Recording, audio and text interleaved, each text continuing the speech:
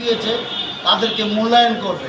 কারণ যারা একটা সময় একটা কর্মী তৈরি করা কিন্তু অনেক কঠিন বিষয়, এবং একটা সাচ্চা কর্মী 10টা হাইব্রিড কর্মীর চেয়ে অনেক বেটার। আপনারা এখন দেখবেন যে এখন হাইব্রিডের অভাব নাই, যাদের কোনো কন্ট্রিবিউশন নাই, যাদের টাকা পয়সা আছে বা যাদের মনে দালালি করার বা চামচামি করার যাদের বেশি আছে, তারাই এখন বেশি নেতৃত্বে আসতেছে।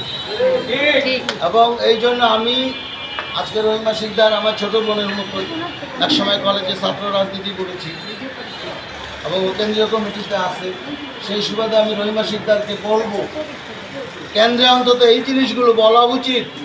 যারা বিগত দিনের আন্দোলন সংগ্রামে সবচেয়ে বেশি শ্রম দিছে, হয়তো তাদের টাকা নাই কিন্তু তাদের ভালোবাসার অভাব ছিল না, দলের প্রতি তাদের শ্রদ্ধা, ভালোবাসা, আনুগত্য সব ছিল, কিন্তু ছিল না হয়তো বা টাকা, যার কারণে আজকে অনেক জায়গায় দেখা যাচ্ছে অবমূল্যায়ন হচ্ছে।